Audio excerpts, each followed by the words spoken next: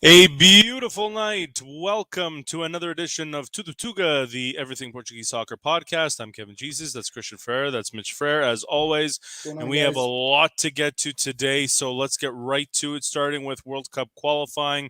Portugal looking pretty good with a big 5-0 win over Luxembourg. Boys, I mean, it was a game that it was over in the first few minutes, and it's all thanks to Christian's all-time favorite player, his idol, his everything, Cristiano Ronaldo. Yeah, he's been on fire again. I think that move to England, let it flatter on his ass, for lack of better words. And yeah, he's been performing a lot for Portugal, for Man United. Yeah, he's been doing really good. I mean, the good news here is that Portugal, with the 5-0 win, they're now guaranteed at least a playoff. So that's got to be a good sign.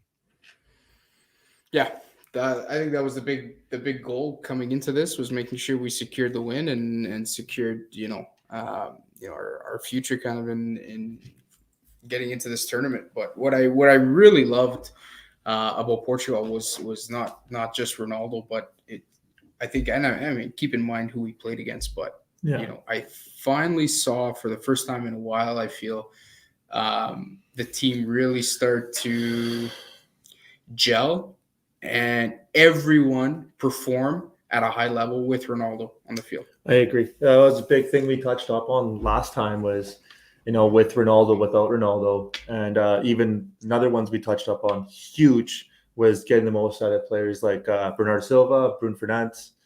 And you know what? They had a hell of a game. And like Mitch just emphasized, they're flying on all cylinders. And I know it is Luxembourg, but they haven't made things easy for us the last few games. They haven't. And Bernardo Silva, he's in top form right now. Oh yes. The guy is really, really in peak form right now. And I don't know about you, but his ability to just, the confidence he had to just pick up the ball and just go, he drew the penalty.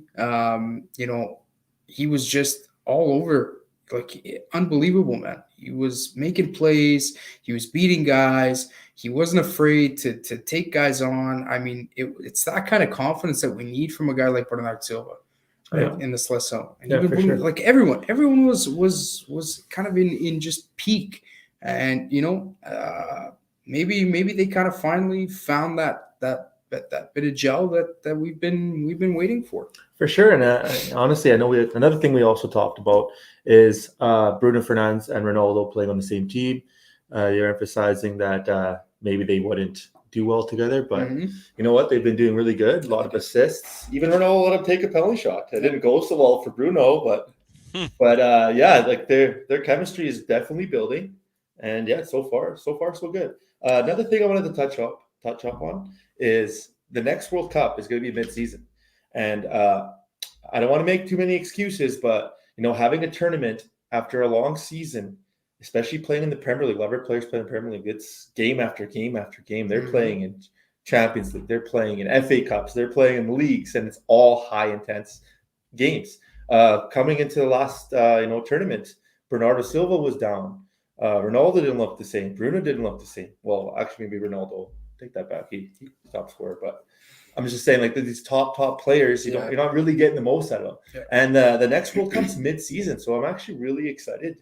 We're going to get these players in top form. Top form. Halfway through the season, ready to rock. So I agree with that. I'm excited about that as well. Well, and the nice thing about that is circle this date on your calendars, put it in your phones. April 1st, 2022 is when the official FIFA World Cup draw for Qatar will be held. So that's when we'll find out who Portugal will end up facing in their groups, because, of course, we are assuming that Portugal will get through and get the job done. My goodness, guys, if Canada qualifies for the World Cup and Portugal and Canada gets put into the same group, I don't know what I'm going to do. But I will say this, though. Portugal guaranteed at least a playoff. Let's take a look at the standings again here, because I think it's really interesting to note. So Portugal will take on the Republic of Ireland on Remembrance Day, November 11th. Again, Portugal should win that game. Even if they come away with a draw, that's okay, because the draw would put them level on points with Serbia. and then that makes the job a little bit more difficult in that final game against Serbia. Obviously, a win makes life super easy for Portugal. They just can't lose against Serbia. So how do you guys see this shaking out? Will Portugal finish first and automatically qualify for Qatar, or are we going to fall into the same trap as we tend to do and go to the playoff route? Honestly, it's like going on the form we're on now. I'd say yes, we're going to finish first. Yeah. But historically, we've always made it difficult on ourselves, and somehow we end up in second. And I really do hope that's not the case this year. Yeah. We are favored to go. I think we will finish first, but this is Portugal, man. They always do it the hard way. So I agree, man. I think we're in a form right now, and not only collectively but individually. There's a lot of players that are really playing well right now. You got Nuno Mendes, who's looking like he's solidified his spot at left back with PSG. yes. We've got Rafael Guerreiro, but if Nuno Mendes slots in, no issues there. You've got guys like João Palhinha, who's having a great year, another great year at Sporting, and he's seeming to really slot in well with the Seleção. I think that's his position now. Yeah, I think you can Bruno argue Fernandes that. is playing really well with Ronaldo. Ronaldo is getting to his typical usual peak form with United. Bernardo Silva, we talked about. Andre Silva is starting to kind of had a great game in the Champions League too. Great game in Champions League this week. He's starting to score goals, starting to find his form. So, I mean, you just got so many things that are just starting to click. Rafael Leão, I wanted to talk about him because he came on really, really well for the Seleção. And he is going to be a big-time player for us going forward. I think so. His stock is rising fast. Yes. If you guys have not tuned into his performances for AC Milan, I suggest you do. He has been tearing it up, and I really, really loved the fact that he got some minutes with the Seleção, because I think come World Cup, if he continues on the form that he's in, he's going to be a big-time player for us at that tournament. Rafael Leão is a good player, but I don't want to call him Leão anymore. Just call him Rafael. Rafael, he came on well. He performed really well when he had his opportunity for Portugal. Yeah. He missed a wide open net. Like, it was a bad miss. He also hit the crossbar. I give credit where credit's due. I know I have my differences with him, but I'll give credit where credit's due. And I think the reason why I'm so upset about it, because I know his talent. Yeah. Like I mentioned last podcast, on his debut, he came in, scored ready against Porto. His stock was rising for us, and he's the quality is definitely there. He can definitely slot into our. He's like a sleeping giant, man. He looks really slow, but his legs are so long that he's got these strides, man, and it's just unbelievable. He actually looks like a slow player and like a little bit lazy, but he gets the ball, and it looks like he's not running very fast, but he's outrunning these guys like crazy, right? For sure. He's got this weird skill, and then he's so silky smooth. Like, his feet are just unbelievably. I love watching him play. For sure, and we can't leave this podcast without talking about how great Fernando Sanchez. Our U21 team. Yes, they won. I believe it was 11-0. 11-0. Yeah, it was 9-0 by the end of that time. By half. Yeah. So, our future is really good right now. Luxembourg's U21 team. Liechtenstein. Liechtenstein. Whatever, you can't even say the name. A win is a win. A win is a win, though, right? On the 4th of November, Fernando Sanchez will be naming his squad.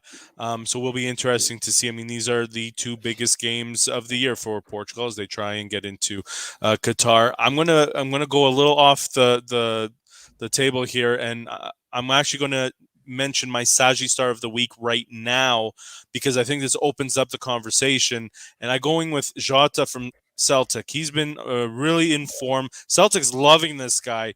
They're trying to find a way to actually buy him and keep him past his loan spell here. He's in form. He's looking really good. Would you ever consider him for the national team, yes or no, and why? I don't know. Like, look how happy he looks. The Scottish League, again, it's not his fault what league he's playing in, but the Scottish League doesn't have that poise. I think if he went to a bigger team like the Prem or a bigger league, I would say for sure. But given the national team we have now, we're just oozing with talent. And you know what? I'm a huge fan of Jota. I've followed him since he was, coming up in the youth ranks of Benfica. I was always a huge fan. I actually really, really was looking forward to him getting some playing time, especially in the Bruno Lage, because Bruno Lage typically would give some of those youngsters. He was kind of, a lot of Benfica fans looked at Jota to kind of fill João Felix's boots when he left. He was kind of that next player, similar age to João Felix, to come up and kind of fill that role. He never really filled the potential. Some can argue he didn't get enough playing time in order to kind of fill that potential. I've always been a big fan of him, especially in the U21s. He's always been a big player for Portugal at the youth levels. Super talented player. And I think you hit the nail on the head. I think he's shining right now because of the league that he's in and the caliber of the league that he's in. He's, the Scottish league is, unless Celtic is playing Rangers, I don't really know how much, what level of competition is there.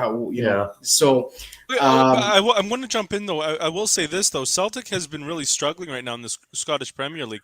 It hasn't been a cakewalk whatsoever, and Jota has been a big reason why they've actually been seeing some success and they've been hanging around in there. They've certainly been struggling, but yes, I agree. To your point, yes, the Scottish League is definitely a much easier league, to say the least. I'll just use the example. Do you remember Daniel Candeias? No. Candeias, he was with Marítimo. He ended up going to Benfica. Benfica loaned him out to Rangers. He didn't really do much at Benfica. He was a pretty good player at Marítimo. Didn't really ever crack the starting 11 at Benfica. He ended up going to Rangers. The guy was a god there. He scored tons of goals. Anybody ever hear about him? No. It just he went there and he was shining because he was kind of in the Scottish league. Yeah, for sure. No big fish, small pond. League, yeah, 100%. Right. Yeah. Just before we move on, I need to make an observation here. Christian wearing a goalie jersey here, and you were saying it's for Rui Patricio, right? So let's celebrate his 100th cap with the Portuguese national team. I mean, this kid has been unreal for us, and I mean, we could have an entire podcast just talking about this, but I am going to throw you guys on the spot here. Where does he rank in terms of all-time goaltenders in Portugal? I know some people have a love affair with Vitor Bahia. I have never been a big fan of Vitor Bahia. I certainly respect what he's done, but I mean, Rui Patricio here has been pretty stellar. Yeah, for sure. He's up there for sure. The top three off the top of my head is Vitor Damas, Vitor Bahia, and Rui Patricio all time. So yeah, he's definitely in the conversation. To me, he's hands down the greatest goalkeeper we've ever had in Portugal as a seleção. I'm not old enough to remember Vitor Damas. I've seen lots of video. I've heard my dad talk a lot about him. I've seen his highlight reels. But I mean, how can you discredit or put anyone above somebody who won us the Euro? Yeah, for sure. I mean, he did it, and it's not like he was a guy that was not instrumental. He was absolutely instrumental, especially in the final. The first save that comes to mind is that header from Griezmann that he saved in the France final. There's a statue in Leiria. What's that? There's a statue of him in Leiria. I mean, he's honestly, in my opinion, one of the most underrated goalkeepers in the world. It's unbelievable that he's only now at this age made a move to a somewhat bigger club.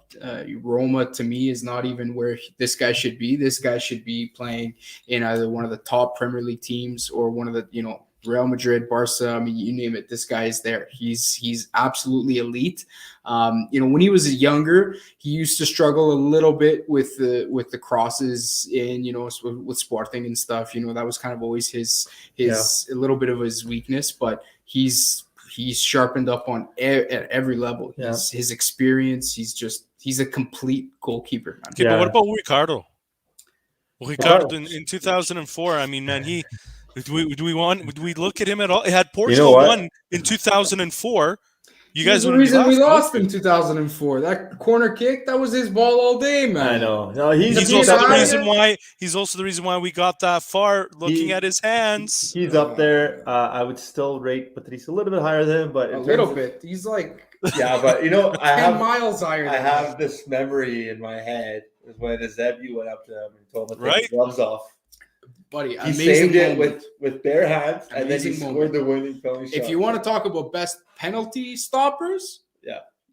Ricardo all day. Ricardo all day. Although right? Patrice is pretty good too. Rui Patrice is great, but I mean, Ricardo, Yeah. his I will agree with you guys, repertoire- Rui Patricio, 100% to me. I think he's just head and shoulders.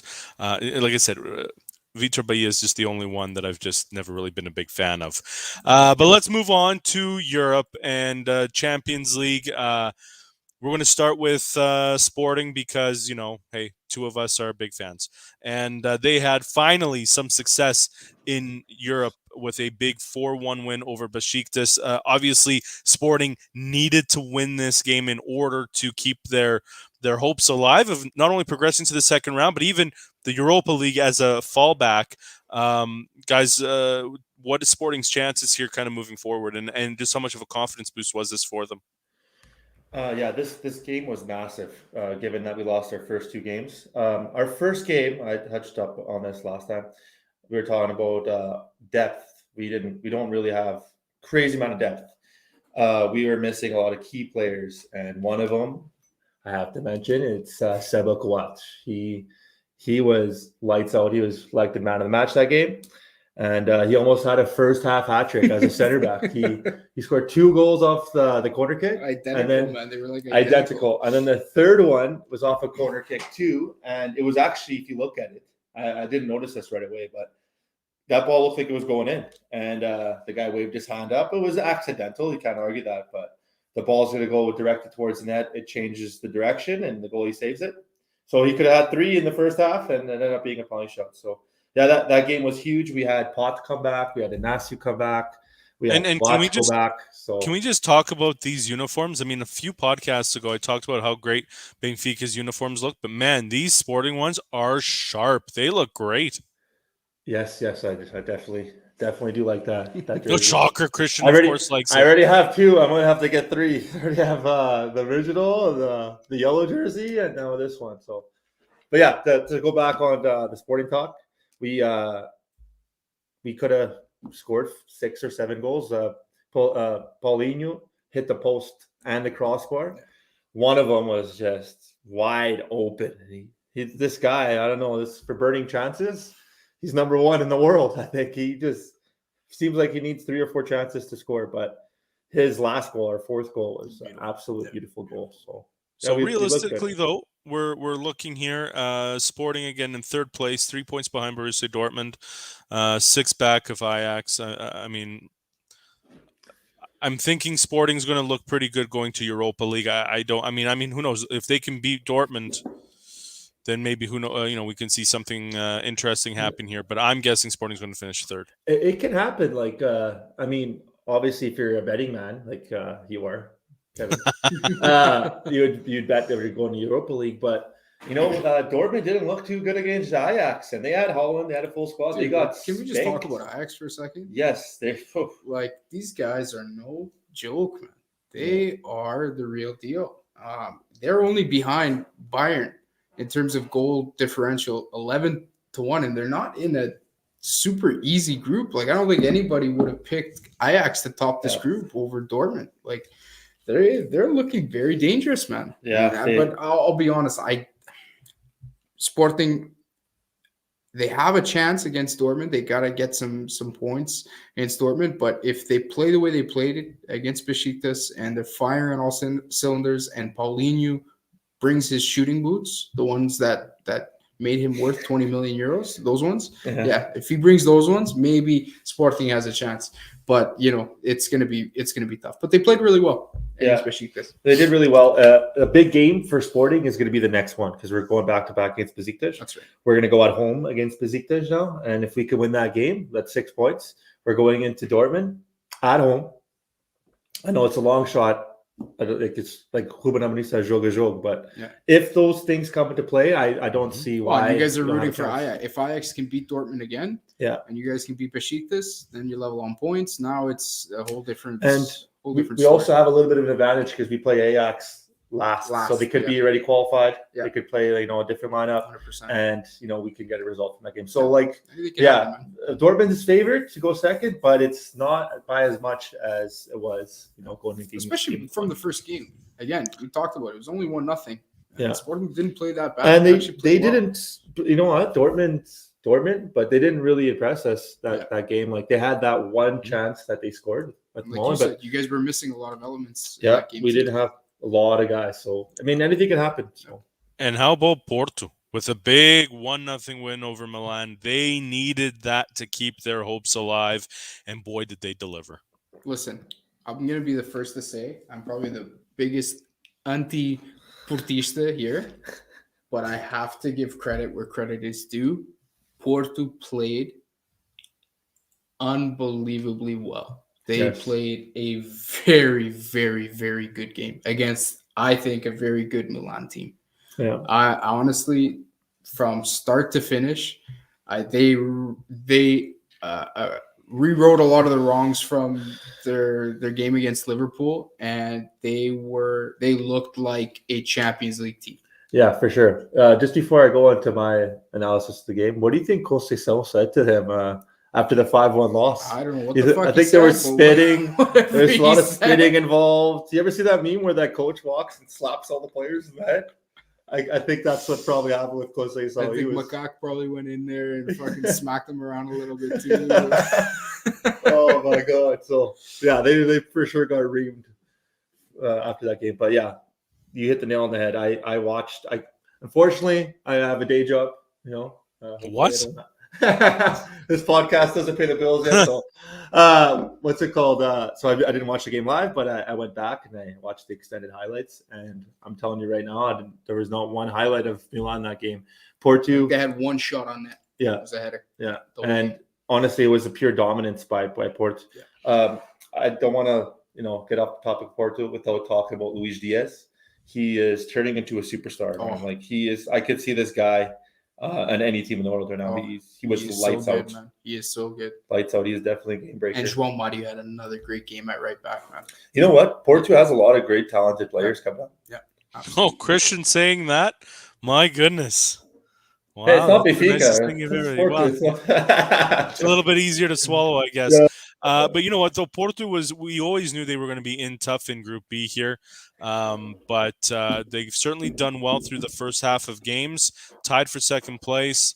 I mean, anything can happen here. I mean, especially with Liverpool. Liverpool tends to be so unpredictable too.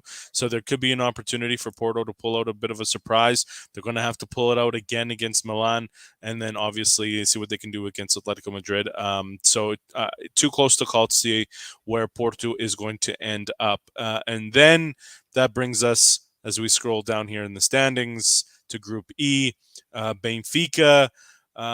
Again, we knew that they were going to be in tough against Bayern Munich, but boy, were they in tough against Bayern Munich. The first, 20 minutes, it looked pretty promising for Benfica. They were doing what they needed to do, but, I mean, when you're up against these European giants, what do you do? Well, it wasn't just the first 20 minutes. I mean, we got to the 70th minute without conceding a goal, and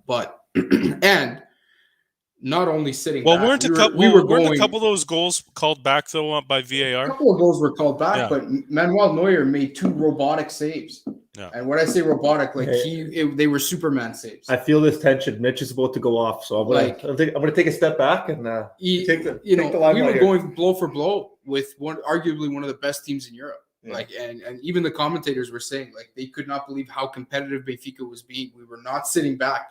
So to that credit, I'm gonna build them up and then I'm gonna tear them down. Jorge Jesus came in, olhos nos olhos with them. We went pound for pound, blow for blow with these guys. They're one of the best teams in Europe. But to Kevin's point, 2 goals that were ruled off by VAR, 2 posts, 1 crossbar, 1 post. You get to the 70th minute. If I'm Jorge Jesus and I look over across me and I see Serge Gnabry warming up to come on, you know they're going to throw the kitchen sink at you. Look at your bench, grab Mete, grab Muratu, and park the fucking bus. Yaremchuk could have put the game away right before Bayern Munich scored their first goal and the floodgates opened. He didn't. We didn't finish. You know what? Let's try and grab a point from this game. A point against Bayern is worth a lot. Instead, what does he do? He puts on Everton, he puts on Pizzi, and he puts on Gonçalo Ramos. All three attacking players. All of a sudden, one goal. That's all that happened, because then all of a sudden we had to go on the attack. And as soon as we lost our shape and started attacking, the floodgates open. And Bayern just destroyed us. Yeah, honestly, again, I have a day job, unfortunately. I didn't watch this game either. I watched the highlights. I caught little bits and pieces of it. I was mostly watching, actually, the Man United game. But, Fernando Santos, step aside, because Jorge Jesus is about to get it, right? But, for sure, like, coming into the 70th minute, Benfica looked a little bit, unfit at that time. They looked a little bit more tired than Bayern. And as if you pull up on the memes about Bayern Munich, they all go to Bayern all skinny, and then after 4 or 5 months, they're all jacked, and their fitness is through the roof. So I just think towards the end, Benfica looked a little bit more tired. And once that first goal came in, it was floodgates open. So different class, man. Yeah, different class. And Bayern is Bayern, though. Like, but honestly, I mean, I wouldn't take anything away from Benfica, because I think it was honestly a coaching fail. We played as good as we could have played against arguably one of the best teams in Europe, and with class oozing out of every crevice. Like, at the end of the day, I don't think Jorge Jesus is going to be upset with the way we played, because I think we played extremely well. Like I said, if it wasn't for Manuel Neuer's robotic arms, it would have been 2-0. Like, it was unbelievable, the saves that he made on Darwin and Diogo Gonçalves. But at some point, like, I think Jorge Jesus maybe got to his head a little bit, that because it was right off of Yaremchuk just about scoring. Like, Yaremchuk had an unbelievable play. He muscled off Hernandez. He went in one-on-one with the keeper. He puts it wide. If he finishes that, and I think maybe at that point Jorge Jesus thought, blood is in the water. Maybe we can actually get a win here. Yeah. But you know what though? Like, again, you watched it more in detail, but it's one of those things. It's a double-edged sword, because if Jorge Jesus came in and put in some defensive players around that same time frame, and then Bayern scored 4, could have gone the other way. Yeah, you would have been like, "Well, man, we were off. Like, we had offense. We're doing so good until that point. Why are these guys? Why is this coach putting in defensive players? When we should be going. We're at home to win." So it's one of those situations where it's a lose-lose. You know what I mean? I honestly, I personally, like, if I'm gonna act like a neutral right now, I personally like when a coach plays to try to win instead of try to get a result, especially when they're at home. Try to win, I agree, but you have to know your opponent. Yeah, like I said, when you look across and you see Serge Gnabry, Serge Gnabry is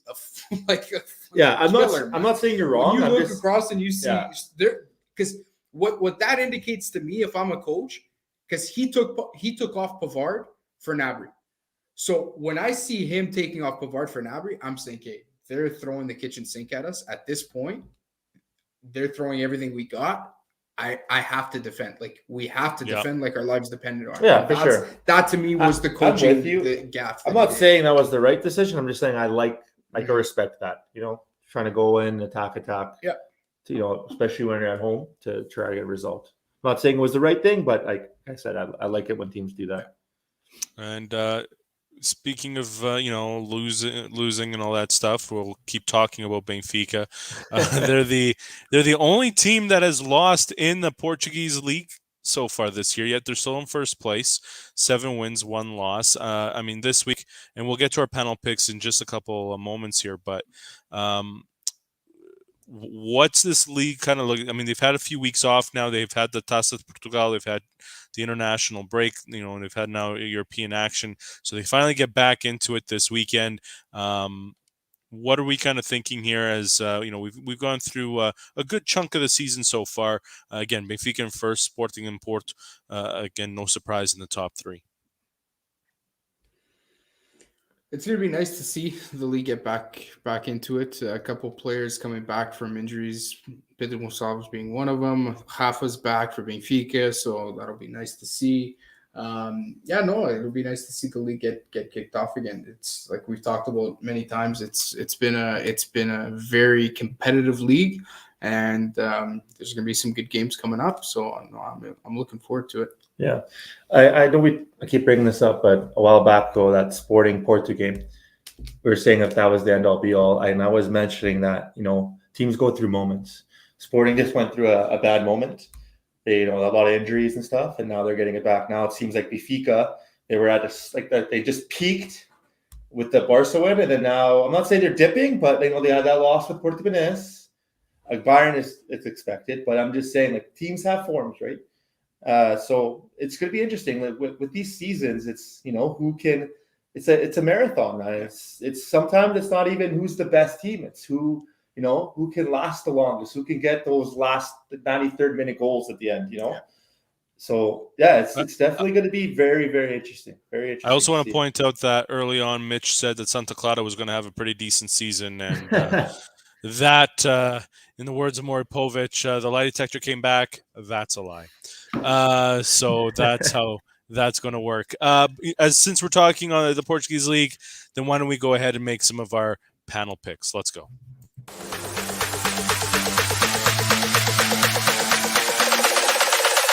Hands up, then we gonna drop.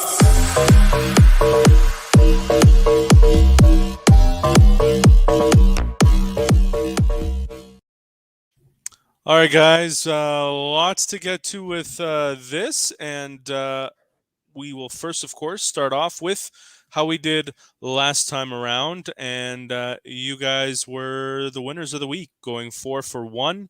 I went 3 for 2. Where did we differ? Well, you guys had more confidence in Canada than I did in that game at Azteca in Mexico. You correctly predicted the draw. I was going for Mexico. And then we were all wrong against Jamaica, which just blows my mind that Canada drew against Jamaica. So did you watch that Mexico game at all, guys? That was pretty crazy. Yeah, I did watch it. It was a very, very, very good game. Canada, honestly, it's very good it's very nice to watch Canada. Actually, I don't want to go without saying this. When Sporting played Besiktas, Larin scored against us, and he's a Canadian international. Mm-hmm. He looked really good with Besiktas. He was arguably their best player that day. So let's go to this week, and we were all pretty much consistent across the board. As we take a look here, by the way, myself and Christian in first place, 20 wins, 9 losses, and Mitch in last place with 19 and 10. So still pretty tight, but we could see some movement here as Braga takes on Ludogorets in the Europa League coming up this week. Mitch and I are the smart ones. We clearly know that Braga is going to win. Christian, why are you going opposite? Actually, I think there was a little bit of an error. I chose too late. It's already in there. No. I think when I sent you my picks, you chose it wrong. I actually picked Ludo to win that game. You did pick Ludo to win. Yes. That's what I'm saying. Why'd you go opposite? We went with Braga. Why would you pick I'm sorry. I was looking at the bottom there. Yeah, you're right. Fine.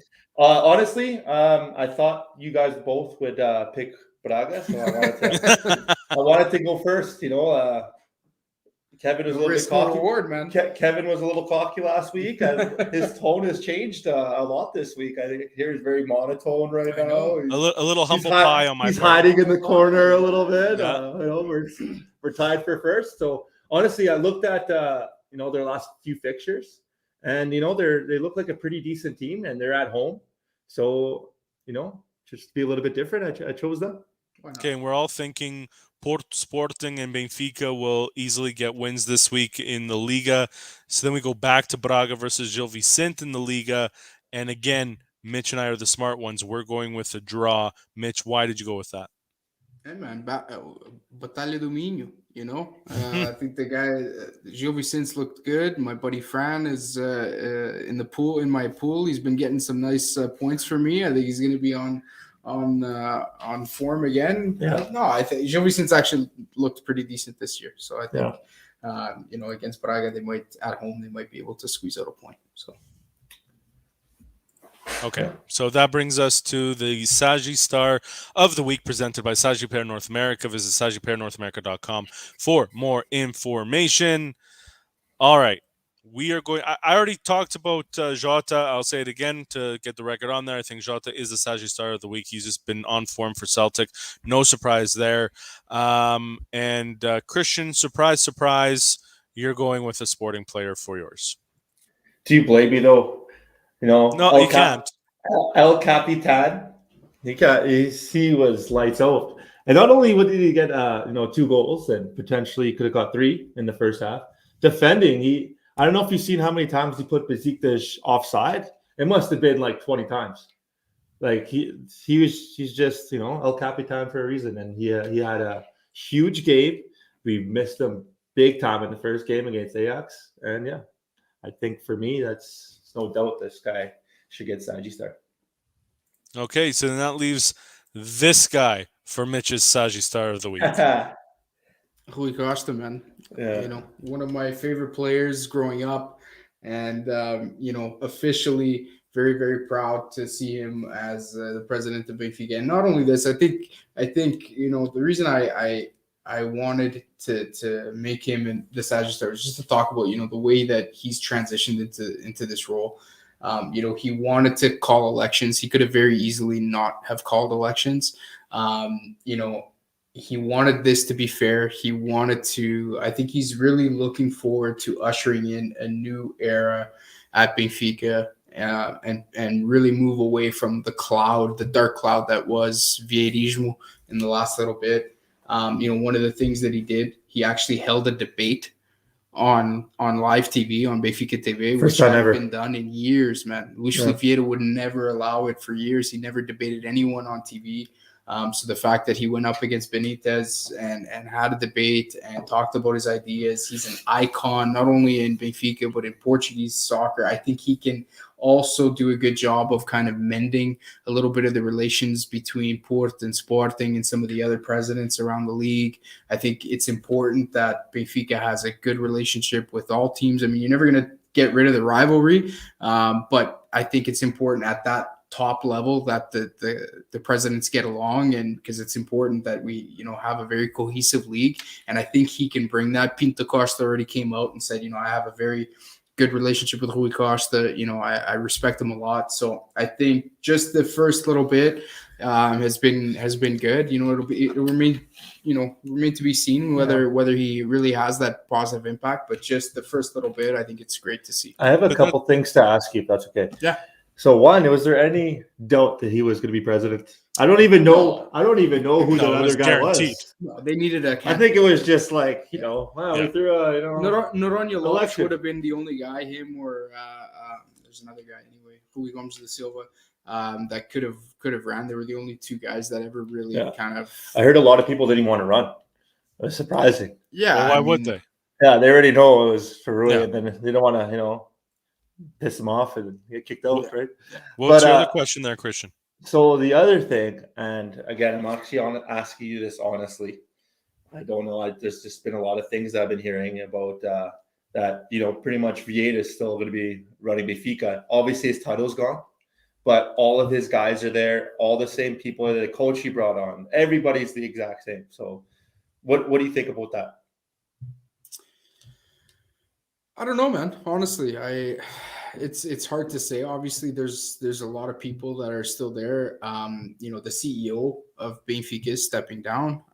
So obviously, from a business perspective, that was somebody who was very important to making certain decisions.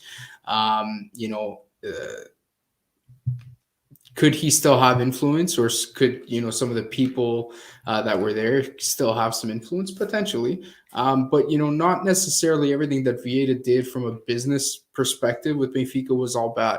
He was actually a good president. He did a lot of very amazing things for Benfica. He pulled us out of the garbage that the last president had left us in. So I mean, there's a lot of amazing things that he did. And from a business aspect, there's a lot of good things he did. I know a lot of Benfiquistas are not looking forward to, for example, Rui Costa has agreed to take a meeting with John Textor. He's a U.S. investor that's looking to come in and potentially purchase some of the privately held shares in Benfica. He was wanting to before the whole, sham with Vieira happened. And there's a lot of people, who were really against John Textor coming in. I don't think it's a bad thing for somebody who's got some deep pockets to come in and invest in the club, because I think there's a lot of things that Benfica could benefit from. And if you actually listen to John Textor's ideas for how he wants to grow the club base, especially outside of Portugal and North America, for example, I think it's a great thing for not only Benfica but for Portuguese soccer as a whole. Also, you got to adapt or die. Right, 100%. and that's where the growth there comes in with Rui Costa. So, also last thing, what do you think about what Vieira said? That even when you go use the washroom, you got to think about Vieira. He's not lying, man. I mean, Vieira is fortunately or unfortunately, depending which way you think of him. He's been a massive part of this club for the last 20 years. You can't take that away from him. And like I said, he pulled us out of the absolute garbage that the last president had put us in. We were in one of the worst funks this club has ever seen before Vieira came along, and arguably, one of the best, runs that the team has had, in the last probably 50 years, right before the Eusebio days. So I mean, how can you fault the guy? He is a part of history. He will always be a part of history. Absolutely. But the key word there being history. It is a new era now, and it is going to take time for Rui Costa to put his stamp on this club. And to your point, Christian, yes, there may be a lot of Luis Felipe Vieira's fingerprints all over the place, but they are slowly going to be erased here as Rui Costa puts his people in place, puts the vision that he wants in place. It'll take years, but that's a good thing. And I really think the beauty of Rui Costa is this. You're right, Mitch. He is one of the most well-respected Portuguese players in the country. And quite frankly, he's almost in some ways, I'm not saying he's better than Eusebio, but what I'm saying is he's almost replaced Eusebio in terms of the elder statesman in Portuguese soccer, right? The player that is universally respected, looked up to, and just commands that respect and that glory and that success that came with it. So I think that'll be a good thing for Benfica, and I think it's good for the Portuguese league as a whole. And again, I'm a huge fan of Rui Costa. I think he was fantastic back when he played in Italy even.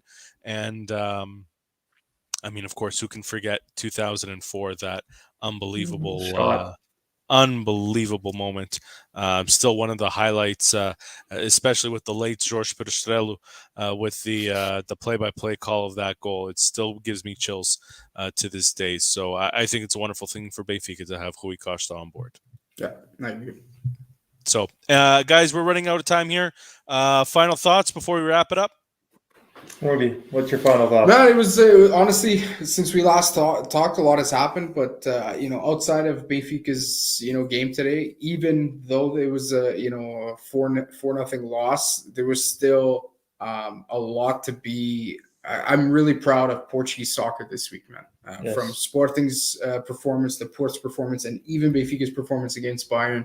Like I said, we didn't park the bus against Bayern. We went toe-to-toe, and we played a great game. And it's just, honestly, a really good moment for Portuguese soccer as a whole right now. I think it is really we're earning that fifth spot in the UEFA rankings, because I think anybody watching Sporting, Porto, or Benfica right now is very impressed with how Portuguese soccer. Then Benfica needs to pull up their pants and get a win too. Christian, final thoughts? Yeah, touching base on what Mitch said, I agree. Portuguese soccer is growing. Our prestige is growing. And also, I also do like that, we're not parking the bus. We're going attack. Ruben Amorim, after that Ajax game, he said that. He's like, no, I'm not going to be that team that parks the bus and tries to play for results. We're going to go attack. We're not going to switch our identity for nobody. And I like that. And you know what? As much as we like to bust balls about our, Benfica and Sporting, it is good for the league. it is good for the league that money trickles in. Helps the whole league as a whole, and it helps. Ironically, it helps Benfica, Porto, and Sporting the better they do. Everyone. Yeah. Like My final Benfica wouldn't even be in the Champions League if it wasn't for Portuguese, run or the European status. So it's good. It's good for all. Absolutely. My final thought. Congrats to Rui Costa on becoming president of Benfica. I think it's a fantastic moment.